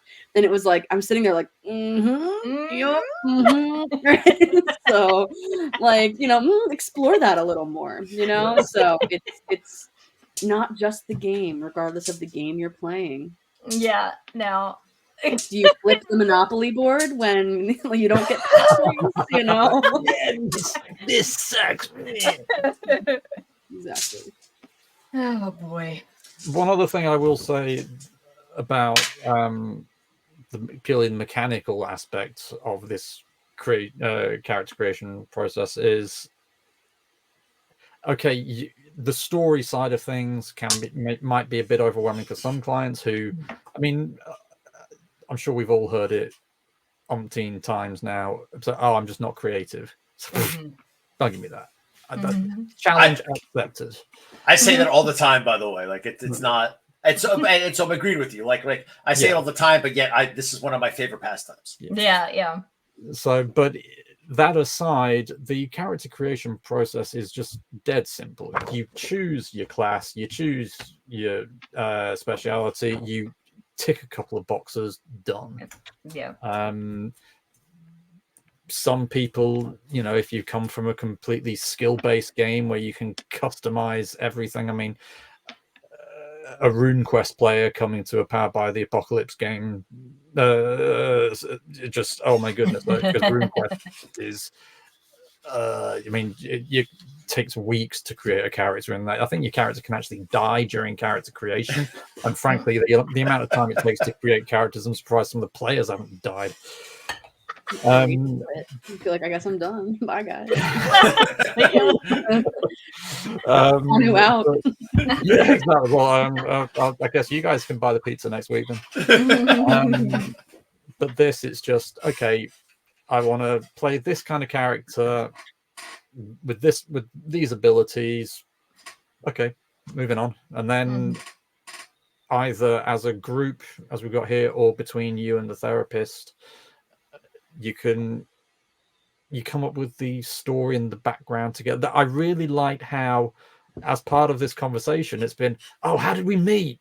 Oh yeah, why haven't we killed each other yet? Whereas that is something so often just ignored by so even if you go into it thinking, oh yeah, no, it'd be cool to know why these guys meet, it's like you don't. So I don't want to talk about how we met. The fact is we met, now who can I kill? You know. Whereas this, no, you need to discuss that, because that is a huge part of both your characters and the game as a whole. Well, and the one thing to the edit, because I do that with my my groups as well, is I will actually have them do a session 0, and in that session 0 they do this. They come up with, okay, how did you meet, where did you meet, and things like that. And the other the therapeutic reason why I do that is because multiple people in that group are working on very similar things. And so once they start talking to each other, once they start talking about why their character's there or what their character's doing or whatever, then they start to realize, you know, oh, this person's just like me, or this person's working on what I'm working on too. And then you create that bond between those two, and that's a therapeutic bond, right? Yeah. That's a peer therapeutic bond automatically. And then I go even further and when I write the story, I'll literally be like, you're their long lost cousin sister or something like that. You know what I mean? Like somehow they're connected. You. Yeah. They'll be connected in some way, shape, or form. But you know, if I have somebody who's struggling pairing with another peer in the group, I will do that. I will be like, okay, now you two have this storyline in common, so that you have to work together to get through this, you know? So it really, like, the connection between the characters, I find, is a really, really important aspect that a lot of, in the therapeutic, you know, sense, but a lot of games that miss out on. Well, and I think with that, like, one of the reasons, like, I've tried to sell this to a couple of supervisors and other people conceptually, and now you've got a video, so just go and watch this. Yeah, just watch it. Well, and I'm, again, as someone who came from a very different background into the therapeutic space, you know, so selling isn't new to me. But I told you that car wasn't worth the amount you charged. No, it was fine. It was a perfectly good car. But you know, we therapeutically within the community, we've fallen so comfortably passive with play therapy, right? The inclusion of all kinds of play therapy when we're working with predominantly youth, sometimes early adolescents. Sometimes it sneaks in other places, but those are the predominant themes. But once we hit that, you know, that mid-adolescent, like, I mean, it's out the window. Mm-hmm. I'm too grown up. I don't play. Exactly. But talking about, I mean, bringing this, I mean, not only are we talking, I mean, this is very much, I mean, if TTRPG isn't play therapy combined with social emotional learning, I mean, it literally is. It's just jamming those two things together into a format. Here we go. Let's, you know, all puns intended. Let's roll. And it's just go home, Eric. Psychic damage. Roll for psychic damage. Oh. Well, and that's what most of my clients are 30 plus. Yeah, they're not, and I forget to say that. You know, people assume that I'm working with teens and young adults or whatever. No, like, I'm working with people who have kids, jobs, houses, mortgages, you know, all of the pressures of everyday life, and they're coming in and they're playing a game to learn social skills. And it's like, why do we think that stops all of a sudden just because you hit a certain age? It doesn't. You know, we need community as adults to be able to get through life. Well, yeah, and arguably people need more of an education in that now than ever, because it's so easy to, I mean, I seldom leave this room during the week, you know, so I have to actively go out and do that, and people just don't. And Daniel and Charlene, I figured I might be putting you guys on the spot with this question, but it might be a kind of cool check-in at the end of each session, because you have used this with clients before, and because you've used this with clients before, that also means you've documented this with clients. Hearing some buzzwords before, like what are some ways that you could, specifically with this first session, like what would be some things that you would put maybe in a progress note or something along those lines that would be, I hate to say it this way, but accepted by insurance? Like, what would that look like? As an addendum to that, I would also say I really like the way we've got it, because I work predominantly one-to-one with clients. Charlene works predominantly group clients. Love that. And yeah, the fact that that wasn't planned. It just it's like, who wants to play Avatar? Well, Charlene, because she's already got the Korra costume, obviously. Yeah.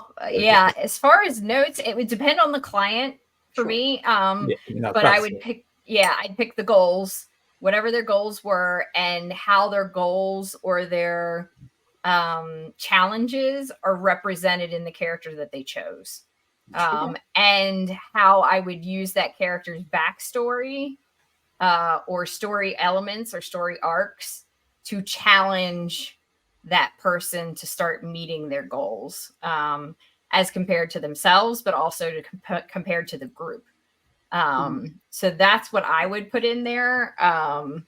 And whatever, their response was to certain questions. If they got kind of defensive when somebody was like, oh no, my character wouldn't like your character because of some character, piece. Okay, well, there's something there. We need to explore that in individual, right? So that's what I would do for my progress notes. Yeah, and I think from my point of view, because before we've even got to this stage, the character creation stage, I've already had at least a couple of sessions getting to, we've had the initial phone call, we've had an assessment, etc. So I've already got a vague idea of why they're here, on top of their stated reasons for being here, because we know that, I'm here because I'm stressed. Yeah, but what else? What? And so when you sit down to create a character, well, every decision they make, because again, we've made life easier for ourselves here by choosing, but every decision because character creation is just a series of decisions, and some games are complicated decisions, others are very simple decisions. But every decision they make, it's a ping, ping, ping. Oh yeah, okay, I can see why you made that. I can see why you made that. Oh, I wonder why they made that. So just, it's kind of marrying up their decisions in the moment with what you know about them already, and using it as an opportunity for conversation, for reflection. So, okay, that's, I sometimes can't resist afterwards going, so looking at the character sheet, remind you of anybody you know? Well, sometimes it is just so, you can't not make a joke about it. Yeah. So, and that's what with that DM that I've ruined their characters for the rest of the time. They'll do it and not be thinking about me, and then all of a sudden they'll present it to me and they'll be like, oh no.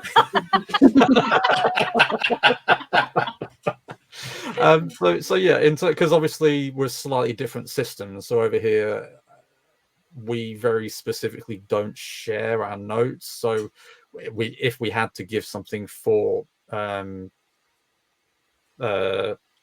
insurance reasons, it would probably be long. We would just keep it brief, like discussed anxiety issues.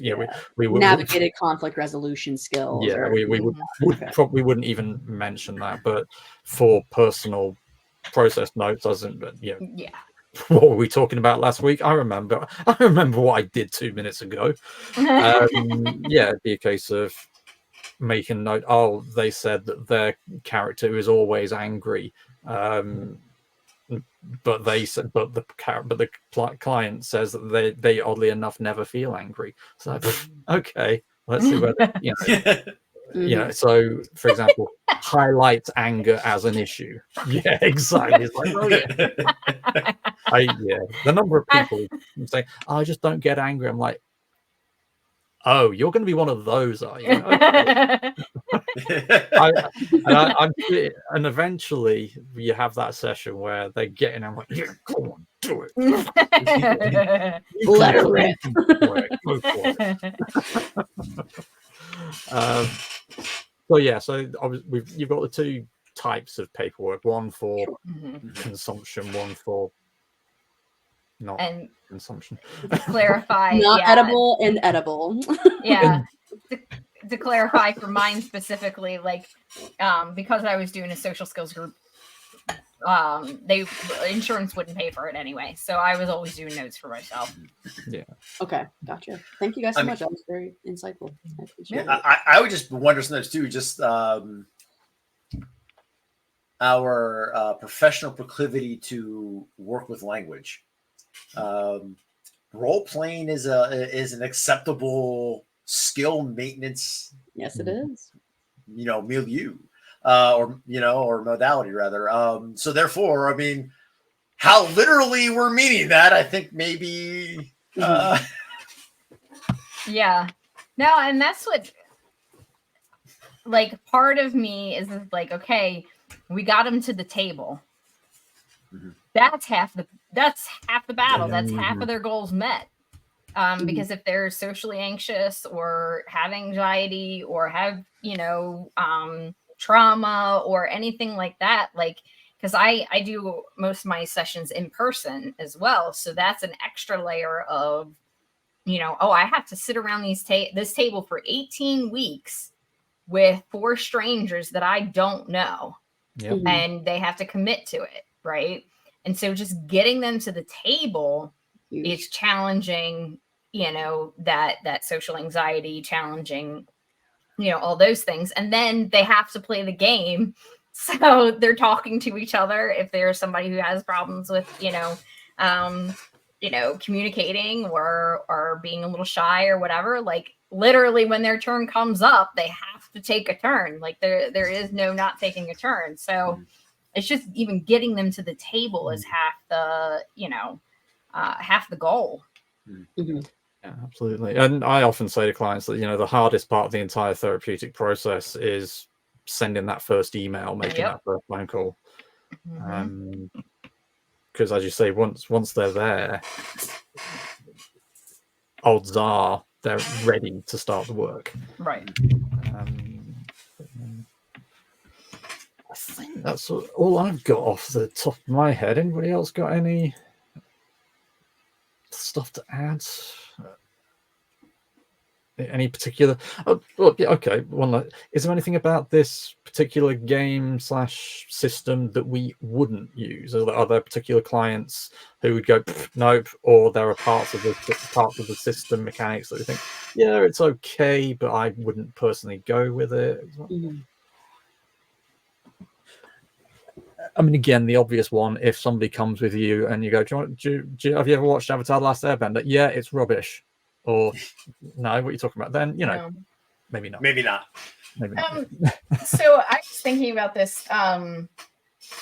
While we want to challenge our clients, we have to consider where they're at, right? Like meet them where they're at. So some of these conditions, like afraid, angry, insecure, guilty, troubled,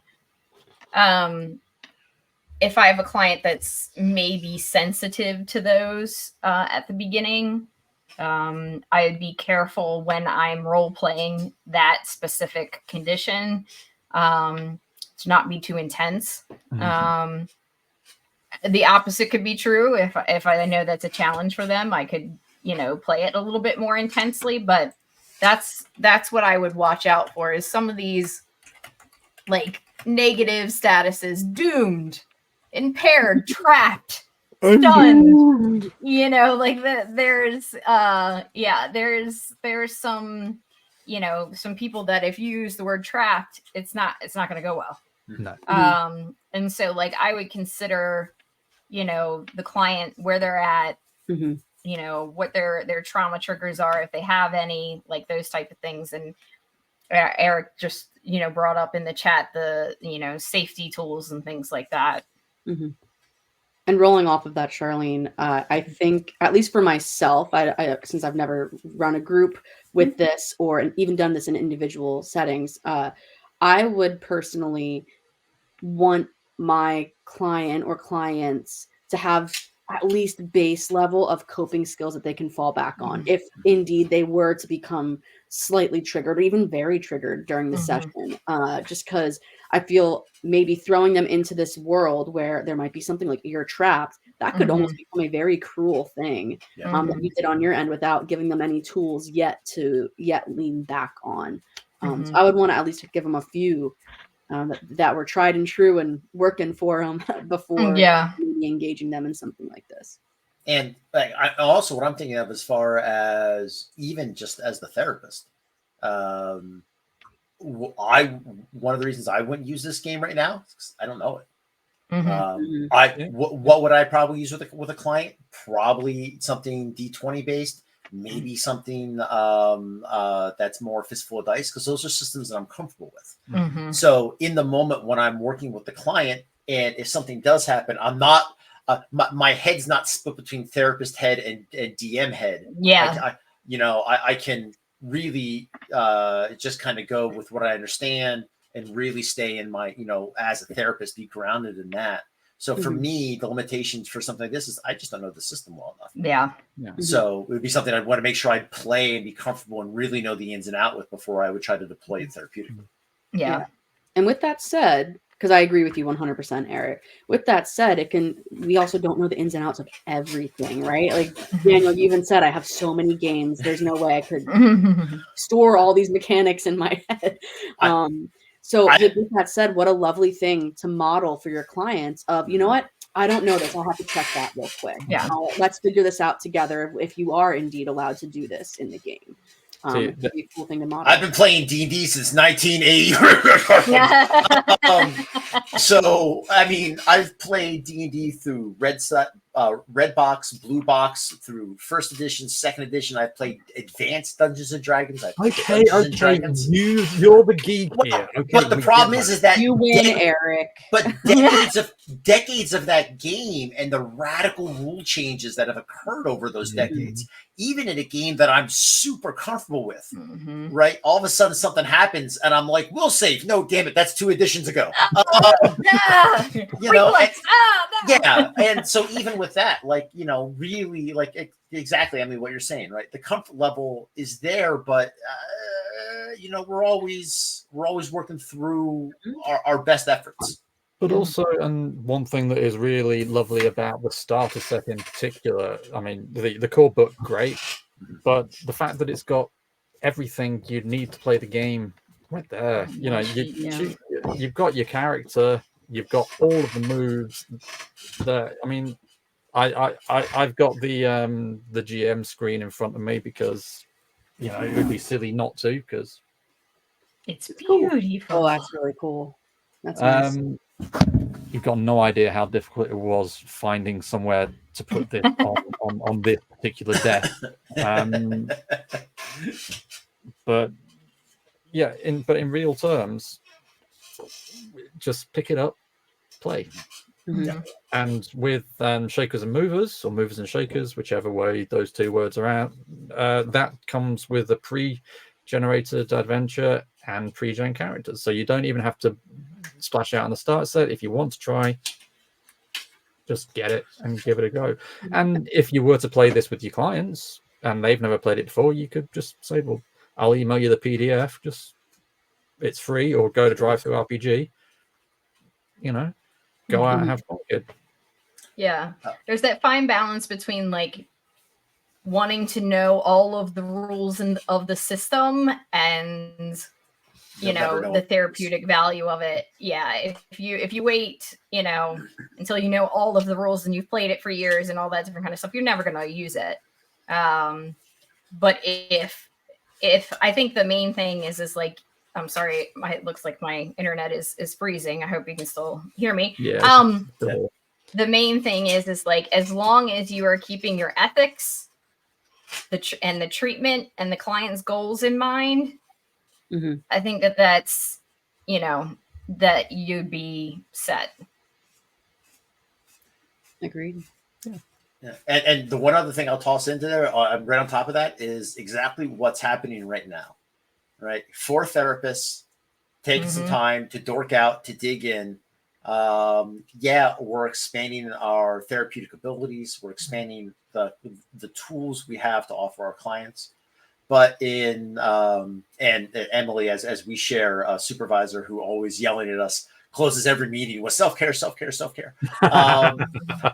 But this is just that. I can't relate to that at all. As most therapists can't, right? It's not our strong suit, right? Not only is this expanding what we're capable of using therapeutically, this is also good for us as therapists to engage in this, to learn the game with other therapists, to mess around, to learn the ins and outs, to have some fun, to eat some bad pizza, and spend too many nights with clickety clacks rolling across the table. There you go. And on that note, maybe, because I said before we started, I'll probably take about an hour. Come on, what was I thinking? What was I thinking? I knew this was going to be fun. I didn't quite expect it to be as much fun as it was, because it was just... This went by fast. Yeah, I know. I'm like, 2 hours. Please don't tell me off for keeping you for this much time. That was awesome, and again, all we've done is go through pre-gen characters, but already we've got kind of some story threads, and I haven't even had to look at the. We know why your characters are together, and it's just. I love the game. I love the world, the story, but as I was saying, it's just been lovely to hang around with you guys. Absolutely. Enough of the mush. Moving on. Emotions. In terms of videos and stuff, I mean, I don't know when we're going to next. Hopefully, we'll be able to do this maybe next weekend. I don't know, but the great thing about anybody who's watching this as a video is like you get to live the life of any role player. We don't know when we're next going to have free schedules, so hopefully soon. But life happens. Finds a way. No, that brings dinosaurs. No. Sorry. No, I am. I stopped myself before I said, I think we can all agree I've grown. On that note, guys, thanks so much. Do you have any places we can signpost you? Anything you want to shout out? Anything anybody wants to say? Anybody? You can find me all over the internet at Nat20Therapy. That's also my website, www.nat20therapy.com. That's it. And I'm sure we'll have more. There'll be plenty of photos on nat20therapy.com of Cora costumes. And guys, thanks so much. You have made my weekend. I'm the Avatar. Deal with it. Deal with it. Charlene's favorite moment of television ever. Yeah. Charlene, Yeah. I'm expecting a different costume the next time we meet up. Oh my god. You'll need the blue arrow. Come on. Okay. Well, there are onesies for all of the Oh, snap. animals as well. So Well, just saying. Why would there not be? Well, do it. Please. Sorry. Rude. Challenge Rude. accepted. And on that note, thanks everybody for watching. Until next time, take it easy. Have a good one. Cheers. Bye. Everybody.